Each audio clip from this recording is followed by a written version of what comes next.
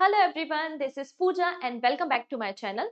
आप लोग जितने भी वनडे एग्जाम देते हैं, चाहे वो एसएससी एग्जाम है, रेलवे एग्जाम है, सीयूईटी या फिर आपके टीचर भर्ती का एग्जाम है, सब में एक टॉपिक बड़ा ही कॉमन रहता है, वो है वर्ल्ड ज्योग्राफी। वर्ल्ड मैपिंग से एग्जाम में क्वेश्चन पूछे जाते हैं। इनफैक्ट यूपीएससी भी वर्ल्ड मैपिंग से क्वेश्चन आपके लिए लेकर आता है। क्वेश्चन बड़े आसान से होते हैं। किसी स्ट्रेट के बारे में पूछेगा कि बताइए ये स्ट्रेट किन दो सी को कनेक्ट करता है। पूछ लेगा कालाहारी डेजर्ट कहां पर है, किसी माउंटेन के बारे में, किसी वॉल्केनो के बारे में, किसी गल्फ या फिर ठंडी और गर्म जलधाराओं के बारे में आपसे एग्जाम में क्वेश्चन पूछे जाते हैं और अक्सर बच्चों को परेशानी होती है। तो आज से हम एक नई सीरीज स्टार्ट कर रहे हैं आपके सारे एग्जाम्स के लिए, इंक्लूडिंग यूपीएससी प्रीलिम एग्जाम। हम यहाँ पे डिस्कशन करेंगे कॉन्टिनेंट की। तो फिजिकली जो भी चीजें अवेलेबल है, मतलब जो फिजिकल ज्योग्राफी है हमारे कॉन्टिनेंट की, हम उसको देखेंगे एक एक करके। और आज का हमारा जो पहला लेक्चर है, जो पहला टॉपिक है, वो है नॉर्थ अमेरिका। अगर आप वर्ल्ड मैप पे देखेंगे तो ये वर्ल्ड मैप है। इस वर्ल्ड मैप में हम वेस्ट से लेकर ईस्ट तक बातें करेंगे। सबसे पहले नॉर्थ अमेरिका देखेंगे, फिर south America, Africa, Europe, Asia, Australia and Antarctica पे हमारा डिस्कशन होगा। पहले एक एक करके हम सभी मैप्स को समझेंगे, सभी कॉन्टिनेंट को समझेंगे और उसके बाद उसको समराइज करेंगे। समराइज कैसे करेंगे कि एक सिंगल वीडियो में पूरे वर्ल्ड में जितनी भी लेक्स है उसको देख लिया, एक सिंगल वीडियो में हमने देख लिया दुनिया भर के सभी वॉल्केनोज को, एक सिंगल लेक में देख लिया हमने दुनिया भर के सभी ग्रासलैंड्स को। इस तरीके से भी हम बातें करेंगे, लेकिन सबसे पहले हमें बेसिक समझ होनी चाहिए अबाउट द कॉन्टिनेंट। तो यहाँ पर हम एक एक करके 7 कॉन्टिनेंट को स्टार्ट कर रहे हैं, ठीक है। अब पढ़ने का तरीका कैसा है या कैसे आप इन्हें याद रख सकते हो, तो दो तरीके हैं। पहला तरीका है, आप एक कॉपी लीजिए और एक रफ डायग्राम बना लीजिए। यहाँ पर आप नॉर्थ अमेरिका का एक रफ डायग्राम बना लीजिए और उसको फिल कर लीजिए, तो चीजें लंबे समय तक याद रहेंगी। डायग्राम नहीं बना पा रहे हैं तो इसका एक और सोल्यूशन है। यहाँ पर देखेंगे आप, इस तरीके के मैप्स मार्केट में अवेलेबल होते हैं, 1 रुपए या 2 रुपए में अवेलेबल होते हैं। आप इनको मार्केट से ले सकते हैं और लेने के बाद इसमें मार्किंग कर सकते हैं। जो चीजें आप मार्क करोगे वो लंबे समय तक याद रहती है। जैसे कि आप लोग देखो, जब आप कोई चीज पढ़ते हो सकता है वो जल्दी भूल जाओ, लेकिन कोई चीज अगर आपने देख ली है तो आप लंबे समय तक याद रखते हो। जैसे कि अगर रिसेंटली आपने कोई मूवी देखी है या 10 साल पहले भी कोई मूवी देखी है, तो आपको याद है, अच्छा उस मूवी का ये गाना था, उस मूवी में ये सीन था। Reason is that picture picture memory ज्यादा देर तक हमारे दिमाग में रहती है। इसलिए अगर आप जैसा पिक्चर के फॉर्म में पढ़ेंगे तो वो चीजें लंबे समय तक याद रहेंगी। तो इस तरीके से भर सकते हैं, जैसे कि 4 लेक्स हो गई। 4 लेक आपको पूछे कि इनमें से कौन सी लेक है जो नॉर्थ अमेरिका में नहीं है। अब कहां से ढूंढे, तो एक सिंगल सा मैप उठाया, इसमें मैंने देखो मार्किंग की है नॉर्थ अमेरिका की सभी लेक्स के बारे में। तो आप भी इस तरीके से मार्किंग कर सकते हैं। ये तो मेरा मैप है, मैंने बस आपको बताने के लिए इसको भरा है, फिल किया है। तो आप इस तरीके से मार्किंग कर सकते हैं। Is that clear? आइए स्टार्ट करते हैं आज का सेशन। सबसे पहले हम बात करेंगे अबाउट द नॉर्थ अमेरिका। ठीक है, आपको यहाँ पे एक कॉन्टिनेंट देखने को मिल रहा है, नॉर्थ अमेरिका। नॉर्थ अमेरिका के बारे में कुछ इंपॉर्टेंट बातें पहले हम सीख लेते हैं। पहली बात, ये वर्ल्ड में तीसरे नंबर का सबसे बड़ा कॉन्टिनेंट है एरिया वाइज। ठीक है, तो क्या याद रखना है कि एरिया के अकॉर्डिंगली वर्ल्ड में थर्ड नंबर पे क्या आता है, नॉर्थ अमेरिका आता है। क्योंकि सबसे बड़ा हम सभी को पता है कि एशिया कॉन्टिनेंट है, एशिया के बाद अफ्रीका एंड थर्ड नंबर पे आपको नॉर्थ अमेरिका मिल जाएगा। लेकिन अगर वही जनसंख्या के बारे में बात करें, पॉपुलेशन के बारे में बात करें, तो पॉपुलेशन के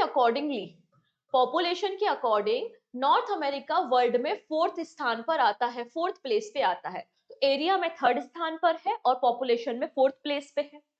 अभी जो नॉर्थ अमेरिका कॉन्टिनेंट है, इसकी डिस्कवरी किसने की थी? याद है ना, एक पर्सन थे जो निकले थे यहाँ से, यूरोप से जाना था जापान, पहुंच गए चीन। वही काम था इनका, इंडिया जाना था और पहुंच गए थे कहां पर, अमेरिका। मैं बात कर रही हूँ कोलंबस के बारे में।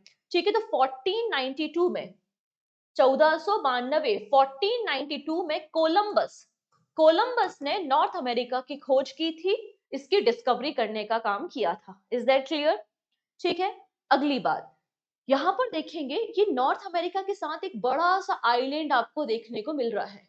ये जो बड़ा सा आइलैंड है इसका नाम है ग्रीनलैंड। क्या नाम है इसका?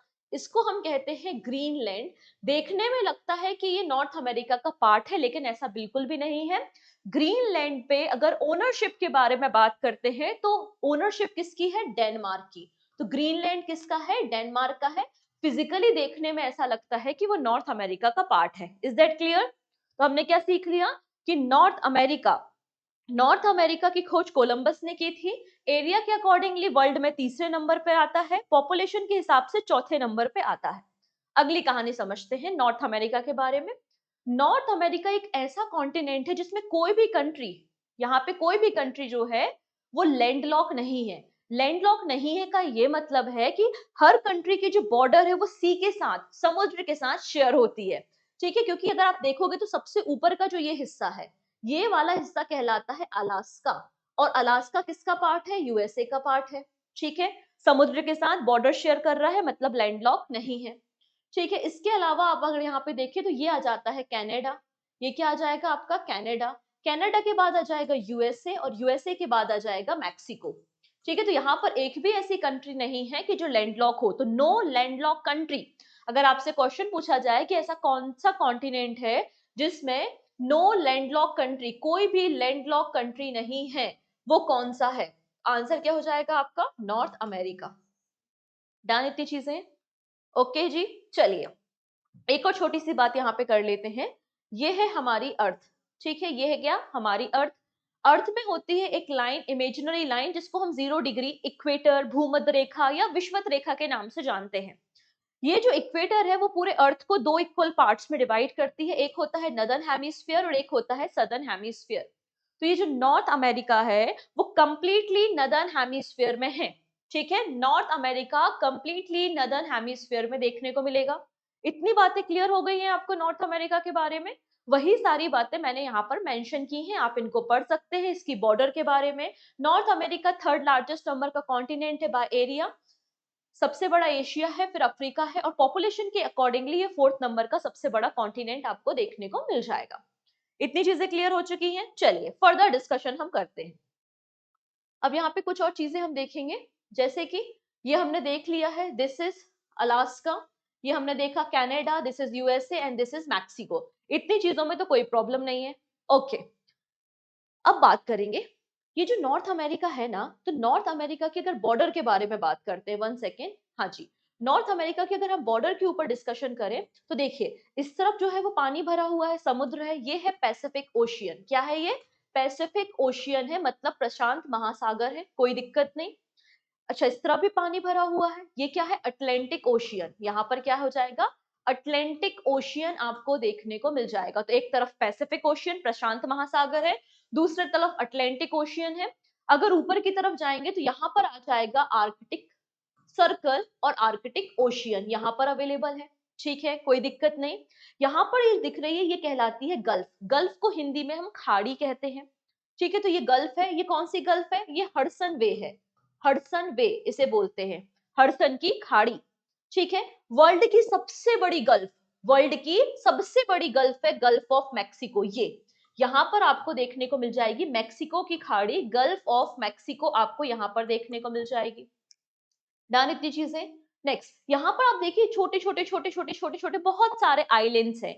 ये छोटे छोटे जो आइलैंड्स हैं इन्हें हम कैरेबियन आइलैंड्स कहते हैं, क्योंकि यहाँ पर जो पानी भरा हुआ है, ये कौन सा पानी है भाई? ये है आपका कैरेबियन सी।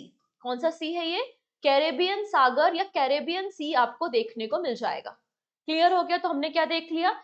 ये है नॉर्थ अमेरिका, एक तरफ है पैसिफिक ओशियन, एक तरफ है अटलांटिक ओशियन, ऊपर की तरफ है आर्कटिक ओशियन। ये हडसन की खाड़ी है, ये गल्फ ऑफ मैक्सिको, मैक्सिको की खाड़ी है। इसे हम क्या कहते हैं? Gulf of Alaska. इसे हम गल्फ ऑफ अलास्का या अलास्का की खाड़ी के नाम से जान देते हैं। यहाँ पर भी एक गल्फ है, इसे गल्फ ऑफ कैलिफोर्निया कहते हैं। इसे हम क्या कहेंगे? गल्फ ऑफ कैलिफोर्निया कहेंगे।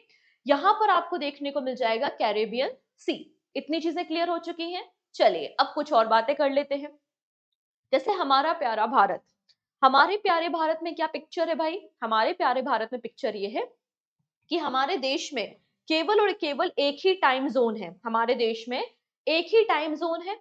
ठीक है, कौन सा वाला? वही 82 डिग्री एंड 30 मिनट वाला। ठीक है, 82 डिग्री या 30 मिनट जो है वो हमारे देश की एकमात्र टाइमलाइन या टाइम जोन देखने को मिलेगा। लंबे समय से डिमांड चल रही है, नॉर्थ ईस्टर्न स्टेट कहते हैं कि हमारे लिए एक नया टाइम जोन बनाओ, लेकिन अभी तक ऐसा कुछ हो नहीं पाया। तो यहाँ पर आप देखेंगे 82.5 डिग्री आपको भारत का मानक समय या स्टैंडर्ड जो टाइमलाइन है इंडिया की वो देखने को मिलती है। लेकिन यहाँ पे नॉर्थ अमेरिका में 5 टाइम जोन आपको देखने को मिल जाएंगे, इस बात को याद रखना है। इतनी चीजें क्लियर है? ओके है जी। आप चाहो तो यहाँ तक स्क्रीनशॉट ले सकते हो, फिर हम कुछ और बातें यहाँ पर डिस्कस करेंगे। ठीक है, डन। चलो नेक्स्ट। अब यहाँ पे फिर से इसी मैप में आते हैं। देखो, इस मैप में एक और चीज हमें समझनी चाहिए, वो ये है, 1 सेकेंड, हाँ, ये जो है वो एशिया कॉन्टिनेंट है और ये वाला जो है वो नॉर्थ अमेरिका दिख रहा है। तो एशिया और नॉर्थ अमेरिका के बीच में यहाँ पे थोड़ा सा एरिया है पानी वाला, ये है आपकी बेरिंग स्ट्रेट। ठीक है, ये क्या है आपकी बेरिंग स्ट्रेट इसको बोलते हैं। अब स्ट्रेट क्या होती हैं? स्ट्रेट क्या होती हैं? तो एक पानी का पाथवे होता है, एक पानी का रास्ता होता है जो दो वाटर बॉडी को कनेक्ट करता है। दो पानी की बॉडीज को कनेक्ट करने का काम स्ट्रेट करता है, जबकि दो लैंड मास को, दो जमीन के टुकड़ों को अलग करने का काम स्ट्रेट करता है। तो ये जो बेरिंग स्ट्रेट है वो एशिया को नॉर्थ अमेरिका से अलग कर रहा है। लेकिन यहाँ पर इसको हम बोल देते हैं बेरिंग सी, जो कि पैसिफिक ओशियन का ही पार्ट है, राइट। तो ये है आपका बेरिंग सी। तो बेरिंग सी जो है वो कनेक्ट होता है किससे? अटलांटिक ओशियन से, या यहाँ पर हम इसे क्या कहते हैं? चुक्सी सागर। इसे हम चुक्सी सागर के नाम से भी जानते हैं, चुक्सी सी। तो यहाँ पे बेरिंग सी और चुक्सी सी आपस में कनेक्ट होते हैं बाय द बेरिंग स्ट्रेट। इस इतना क्लियर हो गया?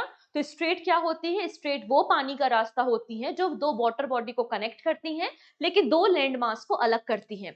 तो बेरिंग स्ट्रेट क्या करता है? एशिया को, एशिया में कौन सा एरिया है अगर आपसे पूछ लिया जाए तो ये है रशिया, और यहाँ पर आता है अलास्का जो कि यूएसए का पार्ट है। ठीक है, अलास्का जो कि पार्ट है यूएसए का। ठीक है, तो यहाँ पे अलास्का और रशिया को अलग अलग करने का काम बेरिंग स्ट्रेट करती है। बेरिंग सी और चुक्सी सी को कनेक्ट करने का काम बेरिंग स्ट्रेट करती है। अब बेरिंग स्ट्रेट के बारे में एक और इंटरेस्टिंग पॉइंट सुनिए। हमारे जो इंटरनेशनल टाइमलाइन है 180 डिग्री, ठीक है, 180 डिग्री जो है वो कहां से पास होती है? वो यही बेरिंग स्ट्रेट से ही पास होती है। ठीक है, 180 डिग्री जो हमारी इंटरनेशनल टाइम लाइन है, सॉरी इंटरनेशनल डेट लाइन है, आई एम सॉरी, क्या है ये? हमारी इंटरनेशनल डेट लाइन। क्योंकि इंटरनेशनल टाइम लाइन तो ग्रीनविच लाइन है जो कि लंदन से निकलती है। इंटरनेशनल डेट लाइन 180 डिग्री कहां से पास होती है? आंसर हो जाएगा आपका बेरिंग स्ट्रेट से पास होती है। ठीक है, इतनी चीजें समझ में आ गया? चलो, अब एक और छोटी सी बात और देख ही लेते हैं। यहाँ पर देखेंगे, यहाँ पर ये तो हो गया आपका पैसिफिक ओशियन। ठीक है, कोई दिक्कत ही नहीं है यहाँ तक आपको। और यहाँ पर है आपका अटलांटिक, अटलांटिक ओशियन, राइट। और यहाँ पर आपने देखा था ये है आपका कैरेबियन सी, यहाँ तक भी कोई दिक्कत नहीं है।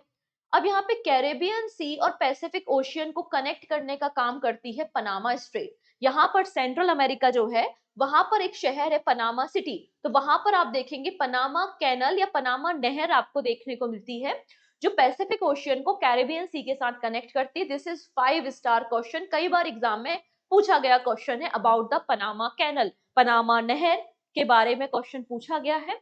तो पनामा जो है वो पैसिफिक ओशियन और कैरेबियन सी को आपस में कनेक्ट करने का काम करती है।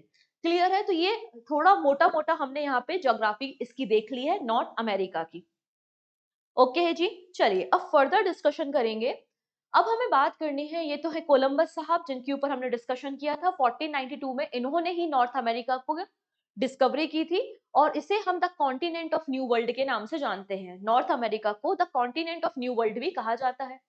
ठीक है, इसके अलावा बेरिंग स्ट्रेट के बारे में और पनामा स्ट्रेट के बारे में हमने डिस्कशन कर लिया है।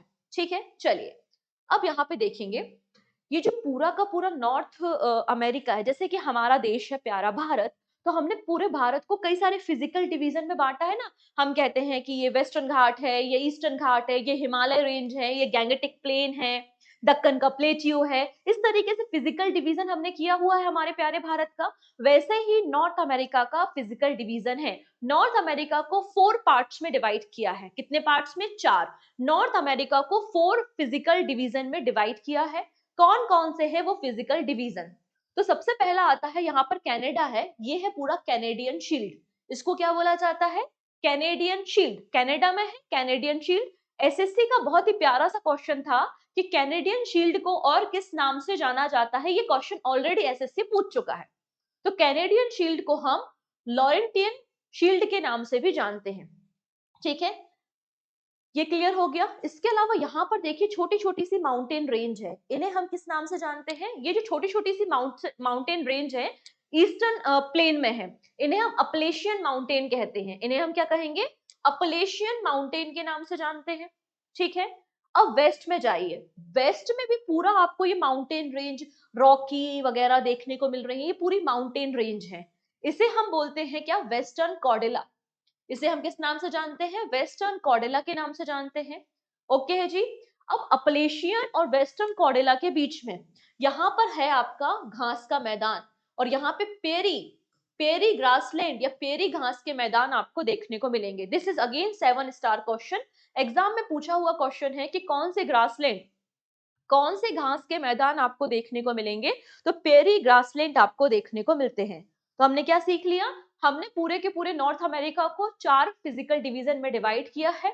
पहले नंबर पे कैनेडियन शील्ड है, सेकेंड नंबर पे अपलेशियन माउंटेन है, थर्ड नंबर पे हमने देखा वेस्टर्न हाईलैंड या फिर जिसको हम वेस्टर्न कॉर्डेला के नाम से जानते हैं, और चौथे नंबर पे आपको मिल जाएगा सेंट्रल लोलैंड या फिर आपके घास के मैदान। क्लियर? तो इस तरीके से हमने फिजिकल डिवीजन कर दिया। अब एक एक करके इन फिजिकल डिवीजन को हमको देखना है। सबसे पहले बात करेंगे कैनेडियन शील्ड के बारे में। ठीक है, कैनेडियन शील्ड के बारे में सबसे पहले बात करेंगे। चलिए, तो सबसे इंटरेस्टिंग बात यह है कैनेडियन शील्ड के बारे में कि पूरे वर्ल्ड में, पूरे विश्व में सबसे ज्यादा जो मीठे पानी की लेक है, सबसे बड़ी बड़ी जो लेक है, मतलब पूरे वर्ल्ड का 1/3 जो मीठे पानी की लेक है वो केवल नॉर्थ अमेरिका में है, और स्पेशली कहां पर है? कैनेडियन शील्ड में है। तो कैनेडियन शील्ड में आपको बहुत सारी मीठे पानी की झील देखने को मिलती है। पहला बात याद रखना है। ठीक है, ये है कनाडा, ये है यूएसए। यूएसए और कनाडा के बीच में आपको एक लाइन देखने को मिलती है, ऐसे खींची नहीं है, ये एक आपकी इमेजिनरी लाइन है जिसको हम 49 डिग्री नॉर्थ कहते हैं। 49 डिग्री नॉर्थ। तो आप कह सकते हो कि 49 चैनल जो है वो यूएसए और कनाडा के बीच में बॉर्डर बनाता है। 49 डिग्री चैनल यूएसए और कनाडा के बीच में बॉर्डर बनाने का काम करता है। क्लियर? तो हमने क्या देखा कि कैनेडियन शील्ड है, कैनेडियन शील्ड में विश्व की सबसे बड़ी मीठे पानी की झील आपको यहाँ पे मिलती है, सुपीरियर लेक। तो याद क्या रखना है कि वर्ल्ड की सबसे बड़ी मीठे पानी की लेक कौन सी है? तो वर्ल्ड में सबसे बड़ी मीठे पानी की लेक, सबसे बड़ी मीठे पानी की lake in the terms of area, area के अकॉर्डिंगली है ये। ठीक है, तो सबसे बड़ी मीठे पानी की लेक, मीठे पानी की लेक कौन सी है? सुपीरियर झील। ठीक है, वो कहां पर है? कैनेडियन शील्ड में आपको देखने को मिल जाएगी।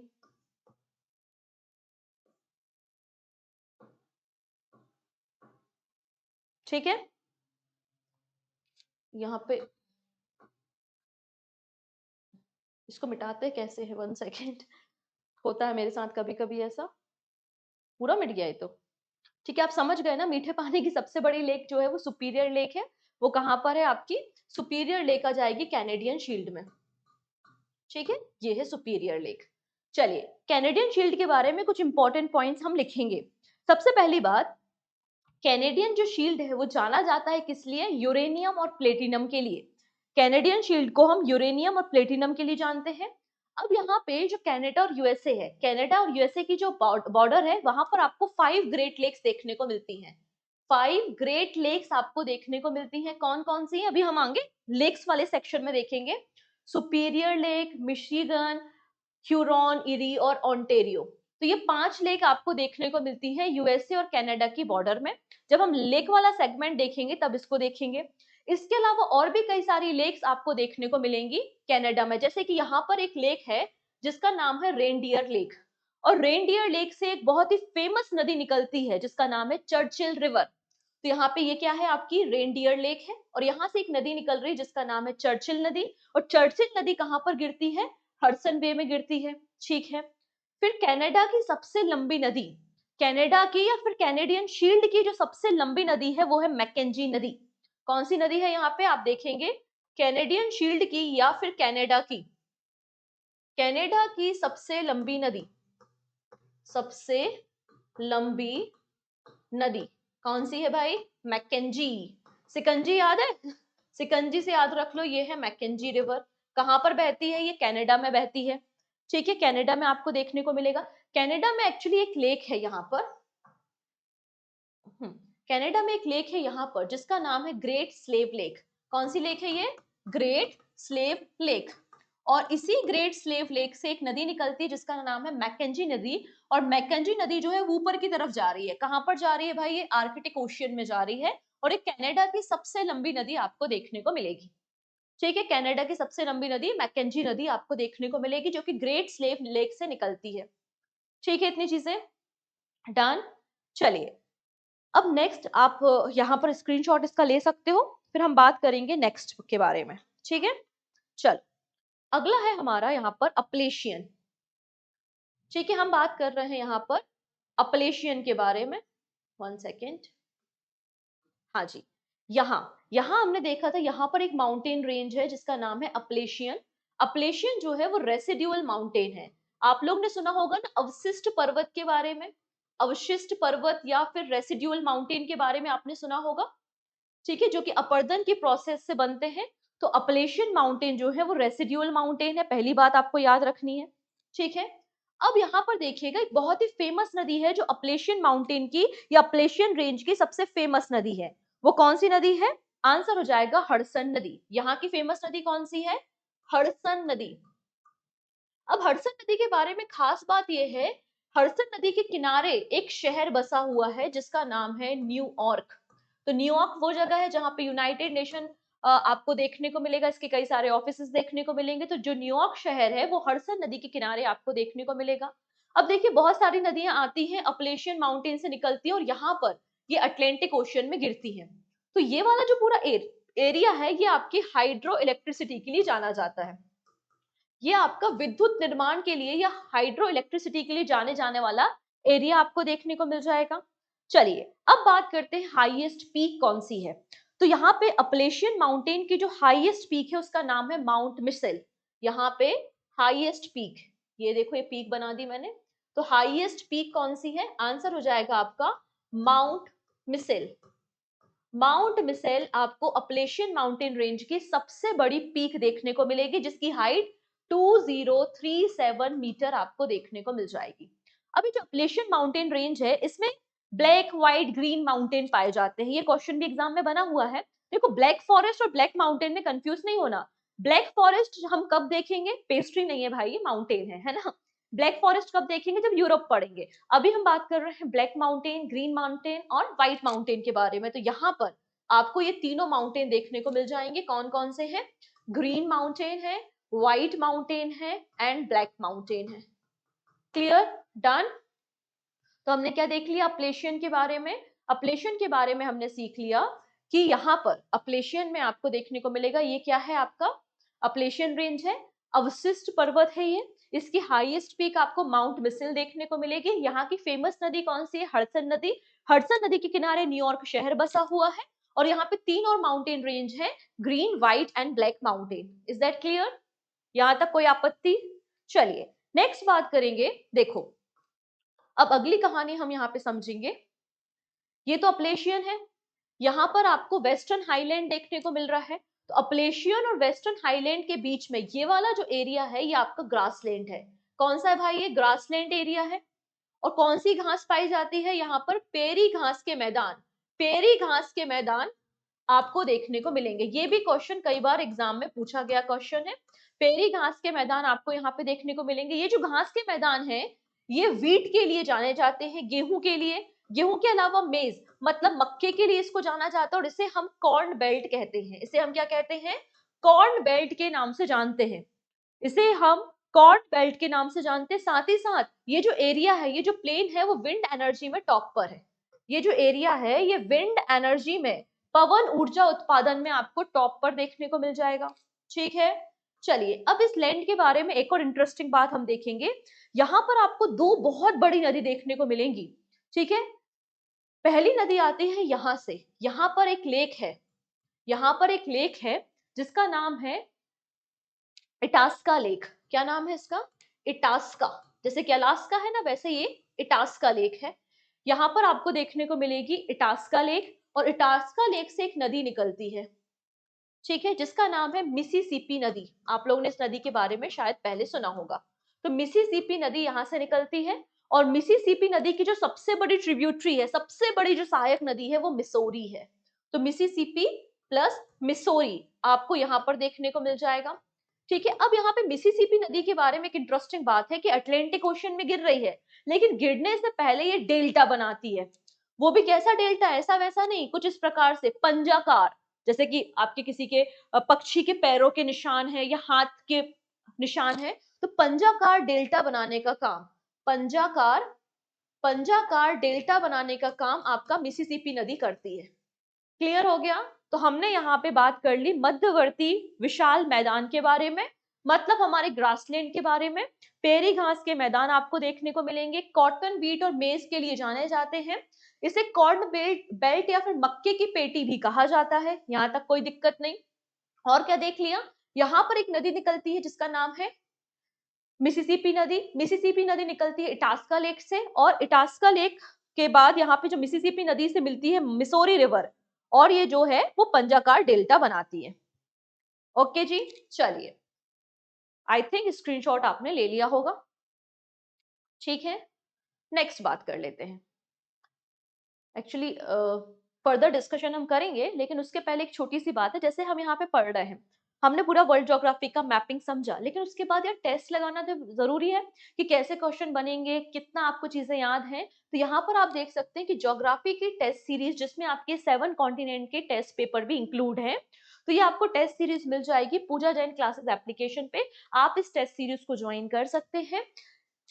इंडिविजुअल टेस्ट सीरीज भी अवेलेबल है, और combined geography, economy, polity, bio और स्टैटिक की भी टेस्ट सीरीज अवेलेबल है पूजा जैन क्लासेस एप्लीकेशन पे। अब बात कर लेते हैं आज की क्लास की पीडीएफ के बारे में। तो पीडीएफ फ्री ऑफ कॉस्ट आपको टेलीग्राम से मिल जाएगी। टेलीग्राम की लिंक डिस्क्रिप्शन में अवेलेबल है, आप इजिली पीडीएफ को डाउनलोड कर लेना और फिर बाद में इसको पढ़ सकते हो। ठीक है, डन। चलिए, अपलेशियन माउंटेन तो हमने पढ़ ही लिया है, सेंट्रल लोलैंड हमने पढ़ लिया है। अच्छा, एक बच गया हमारा, क्या हमारा बच गया है वेस्टर्न हाईलैंड। क्या बच चुका है? वेस्टर्न हाईलैंड के बारे में बात करते हैं, जिसे हम वेस्टर्न कॉर्डिलरा के नाम से जानते हैं। इसे हम पैसिफिक कॉर्डिलरा भी कहते हैं। इसे हम पैसिफिक, क्योंकि पैसिफिक ओशियन के साथ बॉर्डर शेयर कर रहा है ना, इसलिए हम इसे पैसिफिक कॉर्डिलरा के नाम से भी जानते हैं। अब यहाँ पे कई सारी पैरेलल रेंज, कई सारी पैरेलल माउंटेन रेंज आपको देखने को मिलती हैं। सबसे ऊपर होती है अलास्का रेंज, ये है अलास्का रेंज। अलास्का के बाद आती है ब्रुक्स रेंज। ठीक है, सबसे ऊपर क्या है, इसको मैं बना देती हूँ, ये है आपकी अलास्का रेंज। ठीक है, अलास्का रेंज।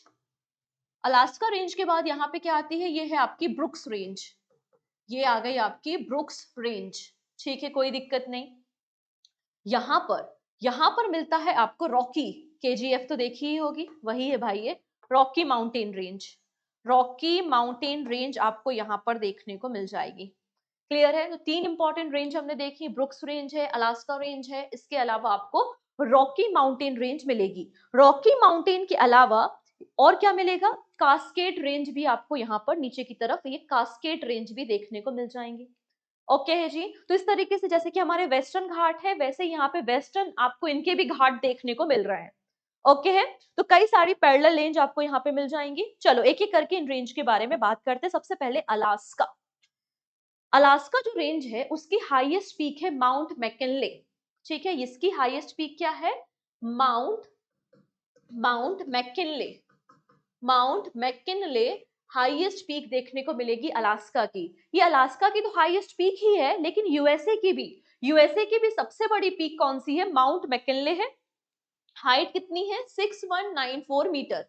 6194 मीटर आपको हाइट देखने को मिलेगी। तो अगर आपसे पूछ लिया जाता है कि बताओ बेटा यूएसए की सबसे बड़ी माउंटेन कौन सा है, कौन सी पीक है, तो आंसर हो जाएगा माउंट मैकिनले है, जो कि 6194 मीटर है। किस रेंज में आती है, आंसर हो जाएगा आपकी अलास्का रेंज में आती है, जिसका नाम भी चेंज करके दिनाली रख दिया गया है। इसका नाम चेंज करके दिनाली रख दिया गया है। Is that clear? ठीक है, चलो अब आते हैं रॉकी भाई पे। तो जो रॉकी माउंटेन रेंज है, इसकी हाईएस्ट पीक है माउंट एल्बर्ट। क्या है भाई, यहाँ पे माउंट एल्बर्ट आपको देखने को मिलेगी। माउंट एल्बर्ट आपको हाईएस्ट पीक देखने को मिलेगी रॉकी की, जिसकी हाइट है 4399 मीटर। 4399 मीटर इसकी हाइट आपको देखने को मिल जाएगी। Clear, done. चलिए अब कुछ और बातें अगर हम देखेंगे, तो यहाँ पर ये है कैलिफोर्निया, ये जो दिख रहा है ना ये है कैलिफोर्निया।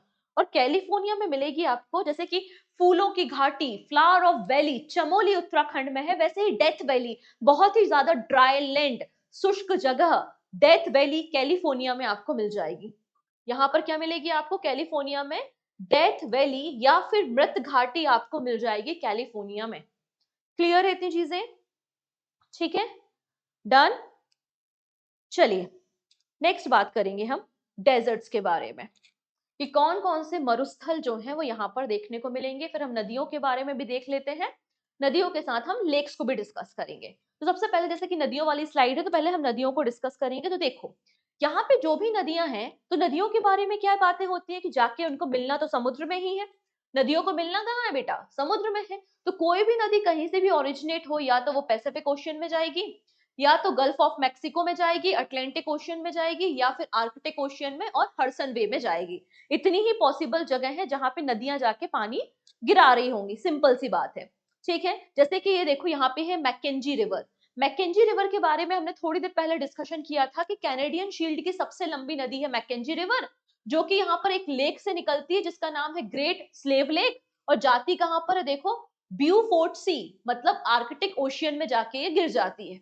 तो एक एक करके हम इन नदियों के बारे में और लेक्स के बारे में डिस्कस करेंगे। तो आई थिंक क्लियर हो चुका है कि हमारा अगला टॉपिक क्या होने वाला है। अगला टॉपिक हमारा होने वाला है हमारी प्यारी नदियां। चलो सबसे पहले नदी हम यहाँ पे देखते हैं, एक एक करके मैं नदियां बनाते जाती हूँ। ये मैप में यहाँ पर एक नदी है, ठीक है, इसी को मैं बना रही हूँ, जिसका नाम है कोलोरेडो रिवर। यहाँ पर एक नदी बह रही है कुछ इस तरीके से, इसका नाम क्या लिखा हुआ है? Colorado river. ठीक है, ये है कोलोरेडो रिवर, जो कि यूएसए में, मतलब आप कह सकते हो यूएसए वाले एरिया में आपको देखने को मिलेगी। बेसिकली नदी निकलती कहाँ से है? तो यहाँ पर एक माउंटेन रेंज था जिसका नाम है रॉकी भाई। तो रॉकी माउंटेन रेंज से एक नदी निकलती है जिसका नाम है कोलोरेडो रिवर, और ये गल्फ ऑफ कैलिफोर्निया, मतलब कैलिफोर्निया की खाड़ी, यहाँ पर कैलिफोर्निया की खाड़ी में जाकर के गिरती है। ठीक है, तो पहली नदी कौन सी है? कोलोरेडो रिवर है, जो कि कैलिफोर्निया की खाड़ी में गिरती है, रॉकी माउंटेन से ओरिजिनेट होती है। और यहाँ पर इस नदी पर यहाँ पर एक झील भी है, उसका नाम क्या है? मीड झील। यहाँ पर एक झील भी देखने को मिलती है जिसका नाम है मीड लेक या मीड झील, और इस नदी पर एक डैम भी बना हुआ है, उस डैम का नाम है हूबर बांध या हूबर डैम इसे कहा जाता है। ओके जी, तो पहली नदी हमने देख ली, कौन सी नदी? यहाँ पर लिख लें, पहली नदी हमने देख ली कोलोराडो रिवर। निकलती कहां से थी बेटा? ये रॉकी से निकलती थी, कैलिफोर्निया गल्फ में जाती थी। ठीक है, इसमें एक लेक थी मीड लेक, और एक बांध था जिसका नाम क्या था? हूबर डैम। ठीक, चलो अगली नदी के बारे में बात करेंगे, जो कि सबसे बड़ी नदी आपको मिल जाएगी, कोलंबिया नदी। ठीक है, कोलंबिया नदी देखो इस मैप में है क्या? ये है यहाँ पर, ये देखो यहाँ कुछ इस तरीके से, यहाँ ये नदी का नाम है कोलंबिया। कोलंबिया नदी एक लेक से निकलती है जिसका नाम है कोलंबिया लेक। आसान है ना, कोलंबिया नदी कहां से निकलती है? कोलंबिया लेक से निकलती है। गिरती कहां पर है? पैसिफिक ओशियन में। यहाँ पे प्रशांत महासागर है ना, तो पैसिफिक ओशियन में अपना पानी छोड़ती है। अब कोलंबिया नदी के बारे में जो इंटरेस्टिंग पॉइंट है, आप लोग ने पोर्टलैंड सीमेंट के बारे में सुना होगा ना, पोर्टलैंड सीमेंट।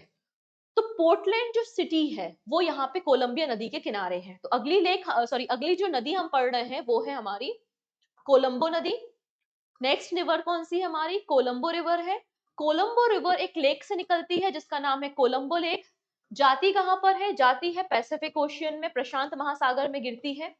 एक वर्ल्ड में एक फेमस शहर है जिसके नाम पे सीमेंट का नाम भी है, पोर्टलैंड सिटी। तो पोर्टलैंड सिटी आपको कोलंबो नदी के किनारे, पोर्टलैंड सिटी आपको कोलंबो नदी के किनारे देखने को मिल जाएगी। अब यहाँ पे एक इंटरेस्टिंग बात यह है कि कोलंबो नदी की जो एक ट्रिब्यूटरी है, एक जो सहायक नदी है, वो कौन सी नदी है? स्नेक नदी, स्नेक रिवर। और स्नेक रिवर खास इसलिए है क्योंकि ये नदी गुजरती है येलो स्टोन नेशनल पार्क से। कहां से गुजरती है भाई? ये yellow stone national park. Yellow stone national park world का पहला नेशनल पार्क है जो कि फेमस है गीजर्स के लिए। जमीन के अंदर से गरम गरम पानी निकलता रहता है ना, उसको हम गीजर कहते हैं। ठीक है, तो येलो स्टोन नेशनल पार्क से कौन सी नदी निकलती है? स्नेक रिवर निकलती है। स्नेक रिवर सहायक नदी किसकी है? कोलंबो की है। कोलंबो के किनारे आपको एक शहर देखने को मिलता है पोर्टलैंड सिटी। ठीक है, चलो नेक्स्ट बात करेंगे एक और नदी के बारे में। यहां तक समझ में आया? नेक्स्ट नदी आती है जो कि निकलती है अपलेशियन माउंटेन से। अपलेशियन माउंटेन रेंज याद है ना? यहां से एक नदी है जिसका नाम है पोटामैक नदी। कौन सी नदी है भाई ये? पोटामैक। पोटामैक नदी इसलिए हमें पढ़नी है क्योंकि यूएसए की कैपिटल वॉशिंगटन डीसी, यूएसए की capital Washington DC, USA capital Washington DC आपको पोटामैक नदी के किनारे देखने को मिलेगी। तो हमने दो इंपॉर्टेंट शहर देखे हैं। पोटामैक नदी के किनारे यूएसए की कैपिटल है, और न्यूयॉर्क सिटी जो है वो हडसन नदी के किनारे आपको देखने को मिल रही थी। ठीक है, जो हडसन लेक में जा रही थी, चर्चिल नदी। ठीक है, चल नेक्स्ट अगली नदी के ऊपर डिस्कशन करेंगे जिसका नाम है मिसिसिपी नदी। थोड़ी देर पहले हमने डिस्कशन किया था मिसिसिपी के बारे में। ठीक है, मिसिसिपी नदी यहाँ पे बह रही है और मिसोरी नदी इससे आके मिल रही है। मिसिसिपी एंड मिसोरी रिवर पूरे यूएसए में, जैसे कि इंडिया में सबसे बड़ा ड्रेनेज एरिया, सबसे बड़ा अपवाह तंत्र किसका है? गंगा नदी और उसकी सहायक नदियों का है। गंगा से यमुना मिलती है, चंबल मिलती है, और कई सारी ना जाने कितनी नदियां आके मिलती हैं। तो हमारे देश में जो सबसे बड़ा ड्रेनेज सिस्टम है वो गंगा का है। वैसे ही नॉर्थ अमेरिका में जो सबसे बड़ा ड्रेनेज सिस्टम है वो किसका है भाई? मिसिसिपी नदी का देखने को मिल जाएगा। ठीक है, मिसिसिपी नदी के ऊपर डिस्कशन हमने किया था, कौन सी लेक से निकल रही थी। यहाँ पर एक लेक हमने देखी थी जिसका नाम था इटास्का। इटास्का लेक से नदी निकलती है जिसका नाम है मिसिसिपी नदी, और मिसोरी नदी इसमें आकर के मिल जाती है। ठीक है, कहां पर गिरती है ये? गल्फ ऑफ मैक्सिको में गिरती है, मैक्सिको की खाड़ी में। गल्फ ऑफ मैक्सिको या मैक्सिको की खाड़ी में गिरती है और बनाती है पंजाकार डेल्टा। ओके है जी, सबसे बड़ा ड्रेनेज सिस्टम है, सबसे बड़ा अफवाह तंत्र इसी का मिल जाएगा। ठीक, चलो अब अगली कहानी समझो ध्यान से। जैसे कि मैंने कहा ये है कनाडा, ये है यूएसए। कनाडा और यूएसए के बीच में 49 डिग्री चैनल है, नो डाउट, बिल्कुल है। ठीक है, यहाँ पर आपको ये 49 डिग्री चैनल भी देखने को मिल जाएगा, 49 डिग्री नॉर्थ। इसके अलावा 5 ग्रेट लेक्स यूएसए और कनाडा के बीच में बॉर्डर बना रही थी। कौन कौन सी लेक्स थी? Superior lake, Michigan, Huron, eri और ओंटारियो। ये 5 लेक आपको देखने को मिल जाएंगी। ठीक है, कौन कौन सी लेक है इसी ऑर्डर में आपको याद रखना है। सुपीरियर लेक है, सुपीरियर के बाद आती है मिशिगन लेक, मिशिगन के बाद आती है ह्यूरॉन, ह्यूरॉन के बाद आती है इरी, और इरी के बाद आती है ओंटारियो। ठीक है, ओंटारियो। ये 5 लेक है और आपको पांचों लेक इसी सीक्वेंस में याद रखनी है, क्योंकि सबसे बड़ी लेक सुपीरियर लेक है, सबसे छोटी लेक ओंटारियो लेक है। ठीक है, अभी जो 5 ग्रेट लेक्स है, मीठे पानी की झील है, ये विश्व की सबसे बड़ी मीठे पानी की झील है जिसका नाम है superior. Superior lake, Huron, eri और ओंटारियो, ये जो 4 लेक है ये यूएसए और कनाडा की बॉर्डर पे हैं। लेकिन ये जो मिशिगन लेक है, मिशिगन लेक आपको यूएसए में देखने को मिलेगी। मतलब ये बॉर्डर नहीं बनाते, बाकी सब यूएसए और कनाडा की बॉर्डर बनाते हैं, बाकी यूएसए और कनाडा की बॉर्डर बनाते हैं, लेकिन मिशिगन जो लेक है वो केवल और केवल यूएसए में आपको देखने को मिलेगी। इस बात को याद रखना है। ठीक है, अभी जो इरी और ओंटारियो लेक है ना, इन दोनों लेक के बीच में, इन दोनों लेक के बीच में आपको क्या मिलता है? एक वाटरफॉल मिलता है जिसका नाम है नियाग्रा वाटरफॉल।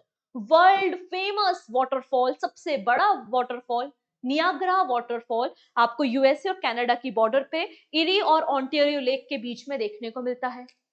अभी जो लेक है आपकी Ontario lake, and Ontario lake से एक नदी निकलती है जिसका नाम है सेंट लॉरेंस नदी। वेरी इंपॉर्टेंट नदी, सेंट लॉरेंस। ठीक है, लॉरेंस बिश्नोई से याद रख लेना भाई कि कनाडा से संबंध था उसका, ये भी कनाडा के पास ही बह रही है। क्या नाम है इसका? सेंट लॉरेंस नदी। ये नदी इंपॉर्टेंट इसलिए है क्योंकि आप लोगों ने एक जगह का नाम सुना होगा कनाडा में जिसका नाम है मॉन्ट्रियल। ये वही जगह है जहां पे मॉन्ट्रियल प्रोटोकॉल हुई थी, और मॉन्ट्रियल प्रोटोकॉल का संबंध आपको ओजोन लेयर से देखने को मिलता है। तो यहाँ पर ये जो सेंट लॉरेंस नदी है ना, सेंट लॉरेंस नदी के किनारे आपको कनाडा में एक शहर देखने को मिलता है जिसका नाम है क्या? मॉन्ट्रियल। मॉन्ट्रियल शहर यहीं पर है। इसके अलावा एक और शहर यहाँ पर देखने को मिलता है इस नदी के किनारे जिसका नाम है क्यूबेक। तो क्यूबेक सिटी भी सेंट लॉरेंस नदी के किनारे है। अब क्यूबेक सिटी क्यों इंपॉर्टेंट है? इंपॉर्टेंट इसलिए है क्योंकि यहाँ पे मैक्सिमम जो पॉपुलेशन है वो फ्रेंच पॉपुलेशन है, मतलब मैक्सिमम आबादी फ्रेंच लैंग्वेज बोलती है, तो एक अलग भाषा है, इसलिए इसको हम फ्रेंच सिटी भी बोलते हैं, इसे हम क्या बोलते हैं, फ्रेंच सिटी बोलते हैं, या फिर इसे हम कंट्री विथ इन कंट्री भी कहते हैं, देश के अंदर देश, कंट्री विथ इन कंट्री, देश के अंदर देश भी इसे बोला जाता है, किसे, क्यूबेक शहर को। तो हमने क्या देख लिया, ऑन्टेरियो लेक से एक नदी निकलती है जिसका नाम क्या हो जाएगा, सेंट लॉरेंस नदी। सेंट लॉरेंस नदी जो है वो सबसे बड़ा, सॉरी सबसे व्यस्ततम, सबसे बिजी वाटर वे आपको देखने को मिल जाएगा। जैसे कि हमारे देश में है ना नेशनल वाटर वे गंगा नदी पर, वैसे ही यहाँ पर सबसे बिजी जो वाटर वे है वो सेंट लॉरेंस नदी पर है।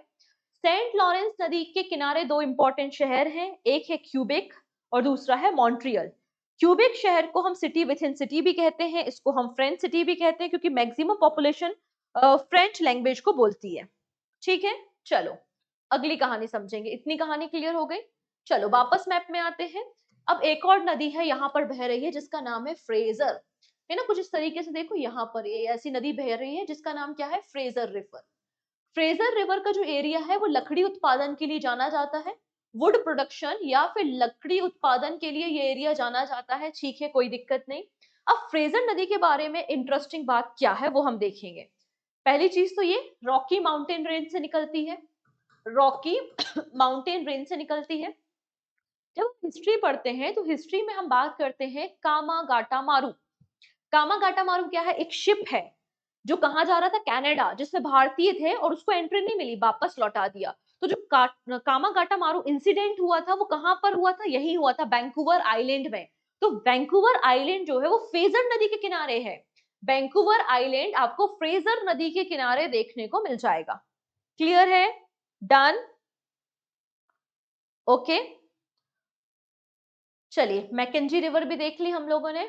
ओके, मैकेंजी रिवर भी देख ली जो कि कनाडा की सबसे बड़ी नदी है और ग्रेट स्लेव लेक से निकलती है।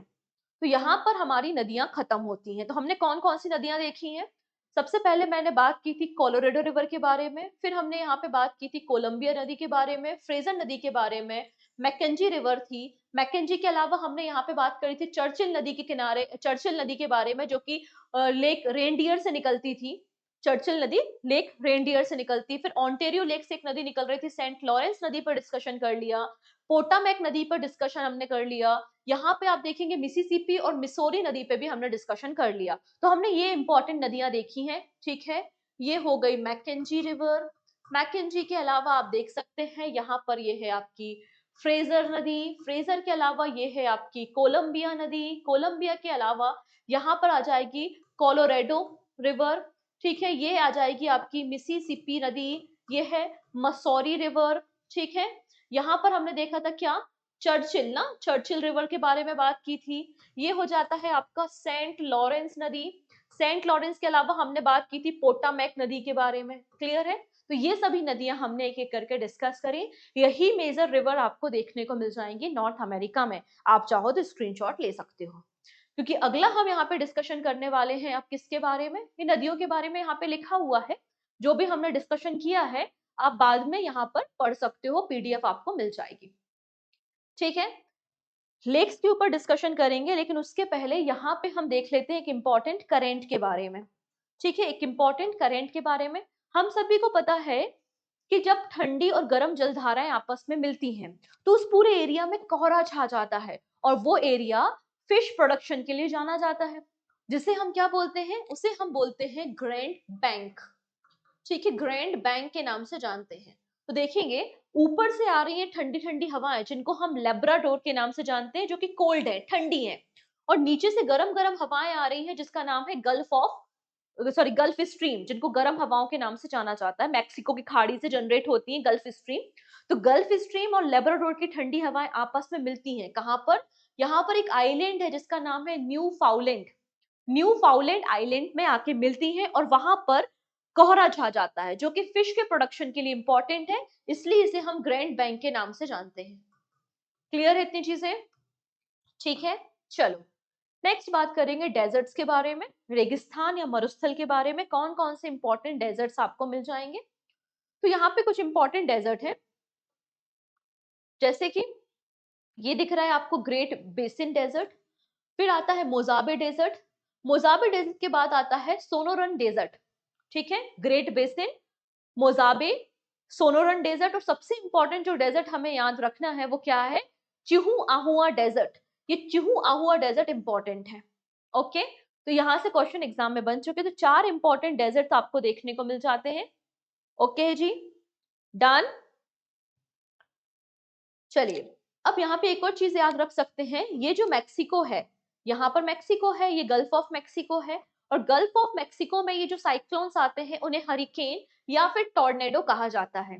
गल्फ ऑफ मैक्सिको में जो तूफान आते हैं उन्हें हरिकेन या फिर टॉर्नेडो के नाम से जाना जाता है। Okay, done. चलिए, नेक्स्ट बात कर लेते हैं फिर हम। अब बात करेंगे लेक्स। तो कई सारी लेक, जैसा कि मैंने मेंशन किया कि पूरे वर्ल्ड में सबसे ज्यादा जो फ्रेश वाटर लेक है वो नॉर्थ अमेरिका में है, इसमें कोई डाउट नहीं है। फिर हमने द ग्रेट लेक्स के बारे में बात की थी, सुपीरियर लेक है, मिशिगन, ह्यूरॉन, इरी और ओंटारियो है।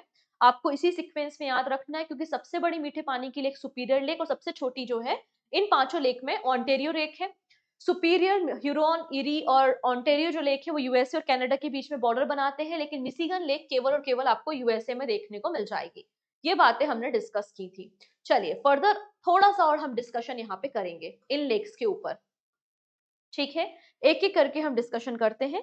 सबसे पहले जो सुपीरियर लेक है, यहाँ पे 5 लेक बना दूं, 1, ये 2, 3, 4 और ये 5 लेक हैं, द ग्रेट लेक्स। ठीक है, थोड़ी देर के लिए बना दी, कुछ इस तरीके से दिखाई देती हैं।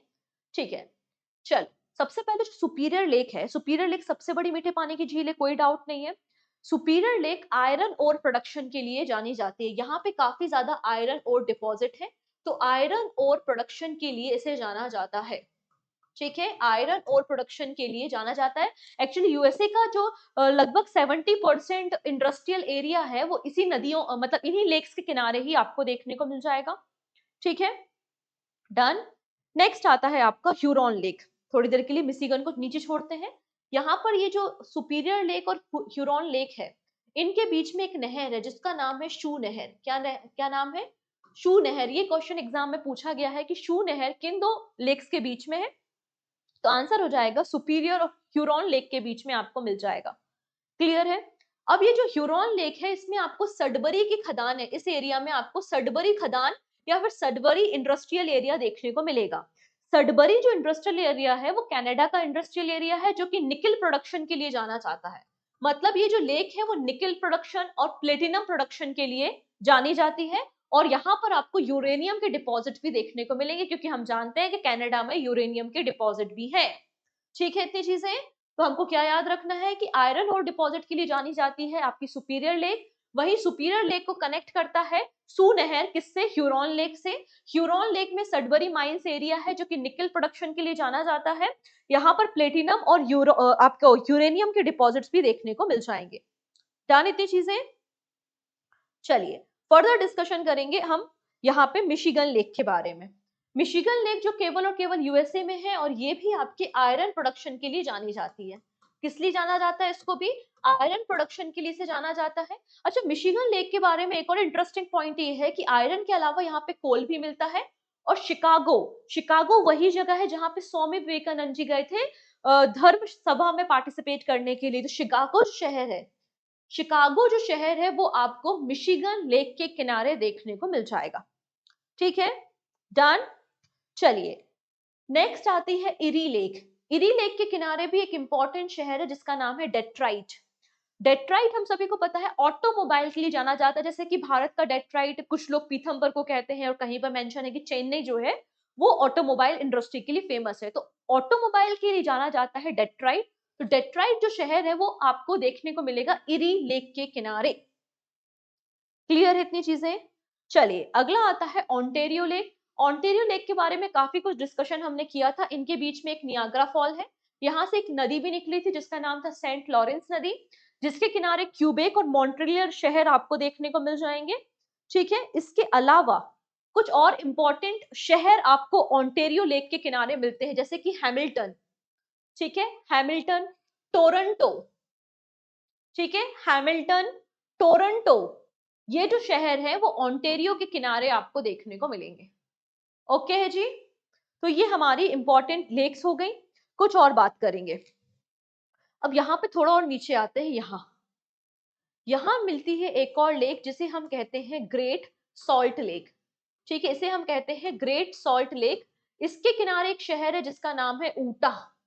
ऊटा आप लोगों ने करंट अफेयर्स अगर आप देखते होंगे तो करंट अफेयर्स में पढ़ा होगा आप लोगों ने। क्या पढ़ा था ऊटा के बारे में कि 2034 के जो पैरा ओलंपिक्स गेम होंगे, ठीक है, विंटर गेम्स के बारे में बात कर रही हूँ, तो 2034 के जो पैरा ओलंपिक विंटर गेम होंगे, ओलंपिक गेम होंगे, वो कहां पर होंगे? ऊटा में होंगे, ग्रेट सॉल्ट लेक के किनारे। तो ग्रेट सॉल्ट लेक आपको यूएसए में देखने को मिल जाएगी। ठीक है, इसके अलावा यहाँ पर डिस्कशन हमने किया था एक लेक के बारे में जिसका नाम है रेनडियर लेक। रेनडियर लेक से एक यहाँ पे नदी निकली थी जिसका नाम था चर्चिल नदी। फिर हमने बात की थी ग्रेट स्लेव लेक के बारे में, जहां से यहाँ पर मैकेंजी नदी निकली थी, ये भी हम डिस्कस कर सके हैं। इसके अलावा यहाँ पर एक और लेक है जिसका नाम है विनीपेग। तो विनीपेग लेक भी आपको यहाँ पर मिल जाएगी। ठीक है, आप देख सकते हैं अगर मैप में तो आपको कई सारी इंपॉर्टेंट लेक्स देखने को मिल रही हैं। उस वाले मैप को देखिए, उस तरफ वाले, तो आपको कुछ इंपॉर्टेंट लेक्स देखने को मिलती हैं। एक एक करके मैं डिस्कस कर देती हूँ, ठीक है, जो इंपॉर्टेंट है। सबसे ऊपर की तरफ यहाँ पर एक लेक मिलती है जिसका नाम आता है ग्रेट बियर लेक। क्या नाम है? Great Bear. Great Bear Lake के बारे में इंटरेस्टिंग पॉइंट ये है कि जो आर्कटिक सर्कल होता है, Arctic Circle Great Bear Lake से निकलता है। ठीक है, ग्रेट बियर लेक के बाद हमने ग्रेट स्लेव लेक देखी। ग्रेट स्लेव लेक के बाद यहाँ पर आ गई आपकी कौन सी? Reindeer Lake. रेनडियर लेक के बाद आ गई आपकी विनीपेग लेक। विनीपेग के बाद आ गई ये टॉप आपकी 5 ग्रेट लेक्स। और यहाँ पर आपको देखने को मिलेगी क्या? Salt lake. तो इस तरीके से ये सभी लेक्स आपको देखने को मिल जाएंगी। ऊपर से नीचे अगर हम बात कर लें एक बार, तो देखो ऊपर से नीचे कुछ इस प्रकार से सीक्वेंस है। सबसे ऊपर है ग्रेट बियर लेक, फिर ग्रेट स्लेव लेक, फिर आपका रेनडियर लेक, फिर विनीपेग लेक, फिर superior, Michigan, Huron, eri, Ontario और ग्रेट सॉल्ट लेक। तो ये सभी लेक्स आपको मिल जाएंगी कहां पर? यूएसए में, नॉर्थ अमेरिका में। यहां तक ठीक है? तो हमने लेक्स के बारे में बात कर ली। ओके, चलो अब आगे बढ़ लेते हैं। धीरे धीरे चीजें याद हो जाएंगी। यहाँ पे सारी जो लेक्स हैं वो मेंशन है, आप एक बार वापस से बाद में इसे रिवाइज कर सकते हैं, नो प्रॉब्लम। ठीक है, आप इन्हें पढ़ लीजिएगा। सभी लेक्स आपको यहाँ पर मिल जाएंगे। रेनडियर लेक के बारे में लिखा है कि चर्चिल नदी यहाँ से निकलती है। सुपीरियर के बारे में लिखा हुआ है। सेंट लॉरेंस नदी के बारे में लिखा है कि यूएसए और कनाडा के बीच में बॉर्डर बनाने का काम करती है, राइट। तो ये सभी लेक्स आपको मिल जाएंगी। नियाग्रा फॉल जो है वो लेक इरी और ओंटेरियो के बीच में है, ये भी मैंने डिस्कस कर दिया है। ओके, चलिए, माउंटेन रेंज ऑलरेडी हमने डिस्कस कर लिए हैं। सबसे ऊपर आती है अलास्का रेंज, अलास्का के बाद आती है ब्रुक्स रेंज। ब्रुक्स के अलावा यहाँ पे आपके यहाँ पर ये पूरी रॉकी माउंटेन रेंज है। रॉकी के बाद आपको यहाँ पर अपलेशियन माउंटेन रेंज मिलती है। 1 सेकेंड, अपलेशियन माउंटेन रेंज मिलती है। ये सियारा नेवदा और सियारा माद्रे रेंज भी है। अलास्का जो कि यूएसए की हाईएस्ट पीक, और अलास्का की हाईएस्ट पीक कौन सी थी? माउंट मैकेंजी थी, 6194 मीटर आपको देखने को मिली। ठीक है, बाकी सभी रेंज के बारे में हमने डिस्कस किया है। रॉकी में आता है Mount Elbert. Mount Elbert Rocky की सबसे बड़ी रेंज है। क्लाइमेट आप देखेंगे तो टेम्परेट क्लाइमेट होता है और पेरी घास के मैदान आपको नॉर्थ अमेरिका में देखने को मिलते हैं। ठीक है, अगर कुछ माइनिंग एरियाज के बारे में बात करें, क्योंकि फिजिकली बात कर रहे हैं तो हम केवल फिजिकल चीजों को देखेंगे, तो यहाँ पर ये यूएसए जो है वो कोल और आयरन डिपॉजिट के लिए जाना जाता है। ठीक है, इसके अलावा यहाँ पे आपको natural gas and oil reserve भी देखने को मिलते हैं। ऑयल रिजर्व भी देखने को मिलते हैं। विंड एनर्जी के लिए भी आपको यूएसए जाना जाता है। ठीक है, इतनी चीजें। ठीक, फिर क्या बोला गया है यहाँ पे मेंशन किया गया है USA is one of the largest producer of copper. Copper का one of the largest producer है।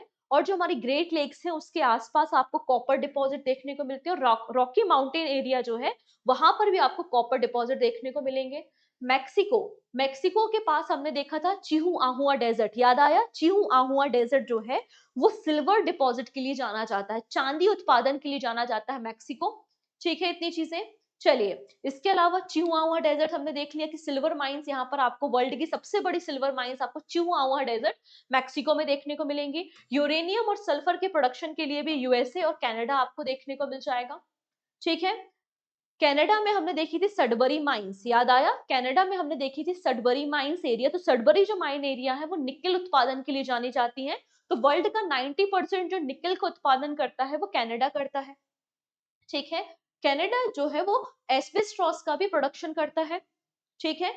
यहाँ पे याद रखना है कि चाइना सबसे ज्यादा एस्बेस्टोस का प्रोडक्शन करने का काम करता है। ओके है जी, इतनी बातें क्लियर हो गई। चलो नेक्स्ट और क्या लिखा हुआ है यहाँ पे कुछ इंपॉर्टेंट सिटीज के बारे में मेंशन किया है, हम भी एक एक करके इन इंपॉर्टेंट सिटीज के बारे में बात कर लेते हैं। अच्छा, यहाँ पे एक और चीज याद रखिए, जैसे कि सडबरी माइंस हमने देखी कि निकल के लिए जानी जाती हैं, वैसे ही कोलंबिया में एक और माइंस है जिसका नाम है सुलेमान। ठीक है, सुलेमान जो खान है या सुलेमान जो माइन एरिया है वो कोलंबिया में है। ठीक है, सुलेमान वान है यार, एक्चुअली मान लिख दिया मैंने ना। सुलेमान सुलेमान जो माइन एरिया है वो कोलंबिया में है, और ये जाना जाता है किस लिए? जिंक के प्रोडक्शन के लिए, लेड एंड जिंक के प्रोडक्शन के लिए जाना जाता है। क्लियर? चलिए फर्दर डिस्कशन करते हैं। सैन फ्रांसिस्को, इसे हम सिटी ऑफ गोल्डन गेट भी कहते हैं, सैन फ्रांसिस्को। और सैन फ्रांसिस्को में यहाँ आपको मिलेगी सिलिकॉन वैली। जैसे कि भारत में सिलिकॉन वैली कहा जाता है ना बेंगलुरु को, वैसे एक्चुअली जो सिलिकॉन वैली है वो सैन फ्रांसिस्को में आपको है, जो सॉफ्टवेयर और आईटी इंडस्ट्री के लिए, कंप्यूटर सॉफ्टवेयर के लिए जानी जाती है। फिर यहाँ पर एक और शहर है जिसका नाम है लॉस एंजलिस। लॉस एंजलिस, जैसे कि हमारे देश में बॉलीवुड कहाँ है? मुंबई में है, वैसे इनका हॉलीवुड कहाँ है? लॉस एंजलिस में है। फिर डेट्रॉइट जो शहर है उसके ऊपर डिस्कशन किया था हमने, यूएसए में है आपका ये शहर और ऑटोमोबाइल के लिए है।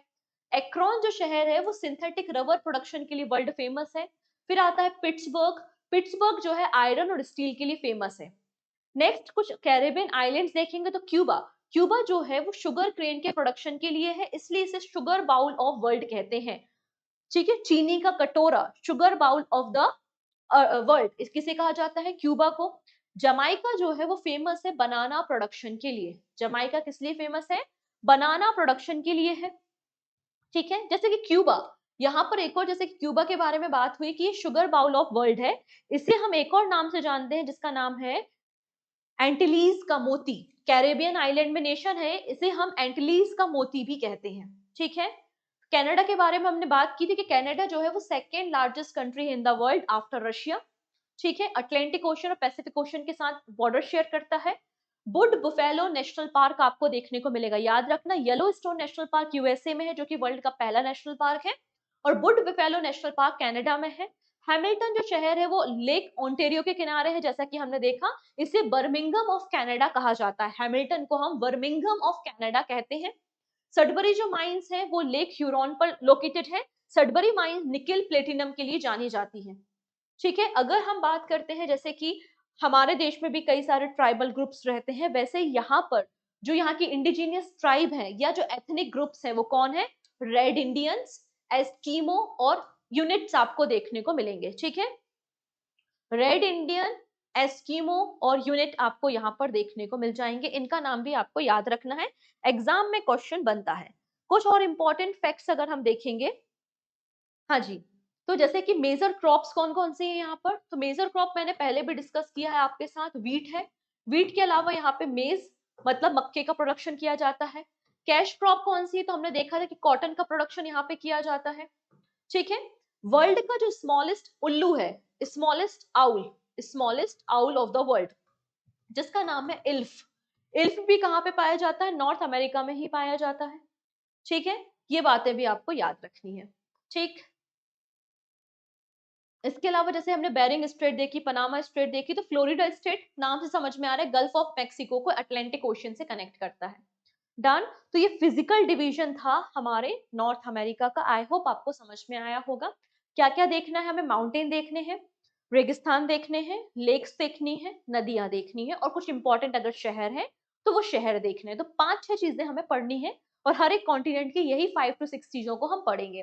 आई होप आपने सेशन को एंजॉय किया होगा, अगर एंजॉय किया है तो प्लीज इसे लाइक करना नहीं भूलेंगे, अपने फ्रेंड्स के साथ शेयर कर देंगे, पहली बार आ रहे हैं तो सब्सक्राइब कर लेंगे जैसे अपकमिंग क्लासेस का नोटिफिकेशन आपको मिल सके। यहाँ पे देखेंगे कुछ क्वेश्चंस है। पहला क्वेश्चन है कि नॉर्थ अमेरिका को एशिया से अलग करने का काम कौन सा स्टेट करती है? 4 ऑप्शन है, पहला क्वेश्चन। दूसरा क्वेश्चन है यूएसए और कनाडा के बीच में कौन बॉर्डर बनाता है?